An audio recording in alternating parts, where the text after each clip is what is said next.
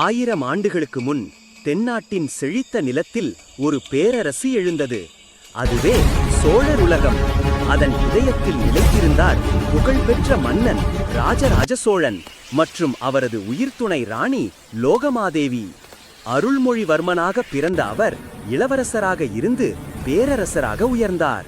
பார்வையுடன் கூடிய வீரர், கருணையுடன் கூடிய அரசர். அவரின் கனவு வெற்றி அல்ல, ஒன்றுபட்ட தமிழ்நாடு, நீதியும் ஞானமும் நிறைந்தது.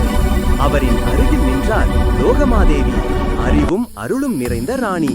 தன் மக்களின் குரலை கேட்டார், அமைதியை ஏற்படுத்தினார், தனது அரசனின் கனவுடன் இணைந்தார். ராஜராஜ சோழனின் கட்டளையில் சோழர் கடற்படை எல்லைகளை தாண்டி பயணித்தது. மதுரை முதல் இலங்கை வரை இந்திய பெருங்கடல் கடந்து தமிழ் நாகரிகத்தின் ஒளியை உலகம் கண்டது. சிவபெருமானை போற்றும் வகையில் ராஜராஜ சோழன் பிரகதீஸ்வரர் கோவிலை கட்டினார். கல்லில் செதுக்கப்பட்ட அதிசயம். அதற்கருகில் அவரது ராணி லோகமாதேவி உத்தரகைலாச கோவிலை எழுப்பினார். பக்திக்கும் அன்பிற்கும் முக்கிய சின்னமாக. அவர்கள் ஆட்சியில் கலை, வாணிகம், ஞானம் எல்லாம் வளர்ந்தது.